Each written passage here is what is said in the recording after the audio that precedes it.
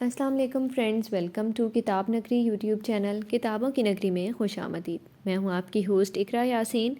آج میں آپ کے لیے ایک بہت خوبصورت ناول کا سنیک پک لے کر حاضر ہوئی ہوں۔ یہ romantic based, force marriage based اور کزن میرج بیسڈ ناول ہے۔ اس مکمل ناول کو آپ digital books library channel search کر کے وہاں پر پڑھ بھی سکتے ہیں اور وہاں پر اپنی ریویو بھی ضرور دیجیے گا۔ اب آتے ہیں جلدی سے اس ناول کی ایک جھلک کی جانب۔ بوجھل آنکھوں اور سن ہوتے دماغ کے ساتھ ایک بار پھر اس نے کمرے کا جائزہ لیا۔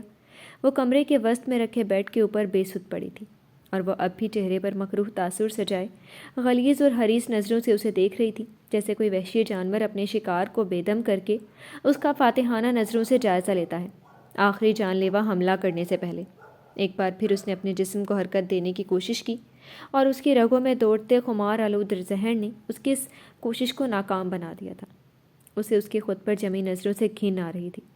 وہ جو سمجھتی تھی کہ وہ اس کی دوست ہے، اس کی ہمراز، اس کی غم گسار، مگر آج اسے اس کی حقیقت پتہ چلی تھی۔ سب کو صرف اس کی ایک ہی چیز سے دلچسپی تھی، وجود، چاہے وہ اس کی دوست ہو، اس کا پروفیسر یا پھر شوہر۔ گھبراؤ نہیں بیبی، آج رات میں صرف تمہاری چند تصاویر اتاروں گی پورٹ فولیو کے لیے، سو پرسکون رہو سویٹی۔ اسے اس کی پیار سے بہلاتی پچکارتی ہوئی آواز سنائی دی تھی۔ بے ہوش ہونے سے پہلے جو آخری احساس تھا وہ اس لڑکی کے ہاتھوں کا اس کے لباس کی طرف بڑھنا تھا۔ میں امید کرتی ہوں کہ آپ کو اس ناول کی سنیک پک سے آئیڈیا ہو گیا ہوگا کہ یہ ناول کیسا ہے۔